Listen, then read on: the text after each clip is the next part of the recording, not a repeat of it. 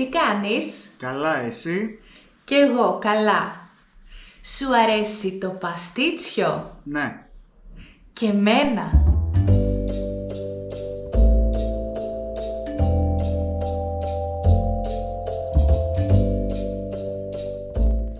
Γεια σας, είμαι η Αλεξάνδρα και σήμερα θα μάθουμε μαζί πώς να συμφωνούμε και να διαφωνούμε στα ελληνικά. Στο κουτί της περιγραφής θα βρεις ένα link για να κατεβάσεις ένα δωρεάν PDF με τα παραδείγματα. Κάνε like, subscribe και πάμε να ξεκινήσουμε.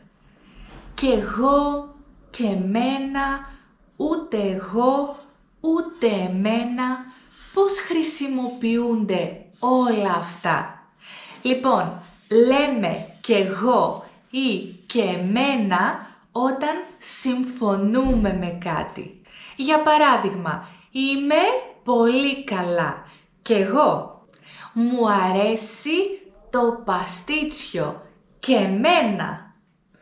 Ξέρω όμως ότι μπερδεύεσαι και δεν ξέρεις πότε να πεις κι εγώ, πότε να πεις και εμένα. Γι' αυτό λοιπόν θα σε βοηθήσω.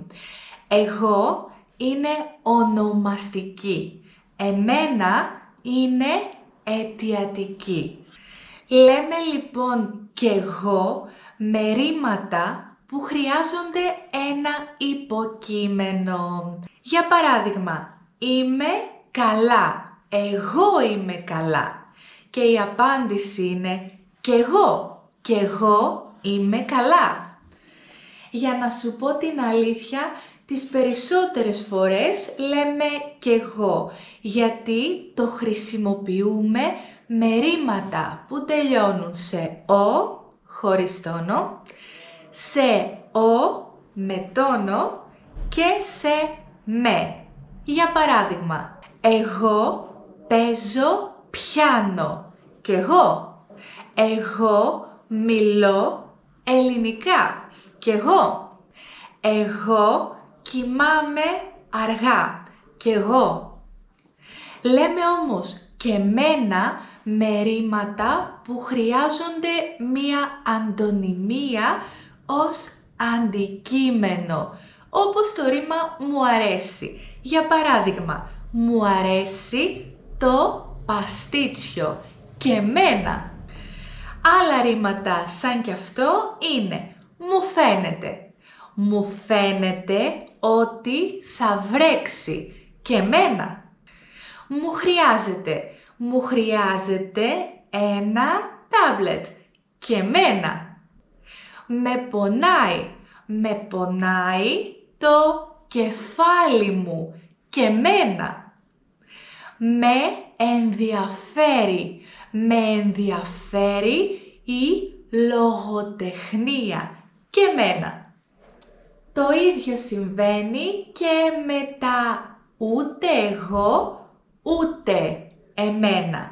Όμως, τα χρησιμοποιούμε όταν κάποιος λέει κάτι αρνητικό, αλλά εμείς συμφωνούμε. Για παράδειγμα, δεν είμαι καλά, ούτε εγώ. Δεν μου αρέσει το παστίτσιο, ούτε εμένα. Δεν μιλώ ελληνικά, ούτε εγώ. Δεν κοιμάμαι αργά, ούτε εγώ. Δεν μου φαίνεται ότι θα βρέξει, ούτε εμένα. Δεν με πονάει το κεφάλι μου, ούτε εμένα. Δεν μου αρέσει το μπάσκετ, ούτε εμένα. Τι γίνεται τώρα όταν διαφωνούμε? Όταν κάποιος λέει κάτι, αλλά εγώ δεν συμφωνώ. Αυτό είναι εύκολο. Για παράδειγμα, δεν μιλάω ελληνικά, εγώ ναι. Δηλαδή, εγώ μιλάω ελληνικά. Μου αρέσει το παστίτσιο. Εμένα όχι. Δηλαδή, Εμένα δεν μου αρέσει το παστίτσιο. Λοιπόν, εδώ έχω 3 προτάσεις. Μιλάω αγγλικά.